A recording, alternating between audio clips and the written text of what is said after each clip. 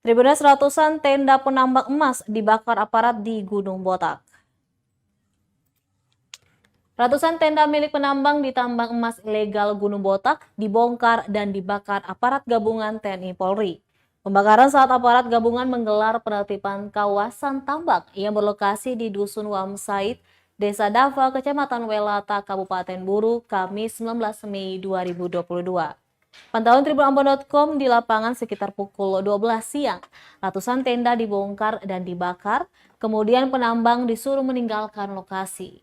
Penertiban kali ini sebanyak 160 aparat gabungan dari TNI Polri dikerahkan. Personil gabungan terdiri dari 148 anggota Polres Pulau Buru, 10 anggota Kodim 15066 Namlea, dan 2 anggota Subdenpom 1622 Namlea. Penertiban itu dipimpin langsung Kepala Bagian Operasi Polres Pulau Buru AKP Uspril Futwembun.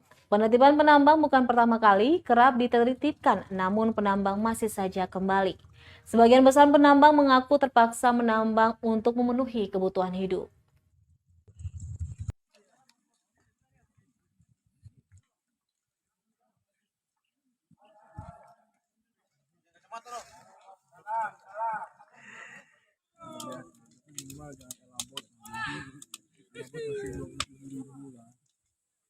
Jadi rukulanya habis 1 bungkus bikin 1 minggu.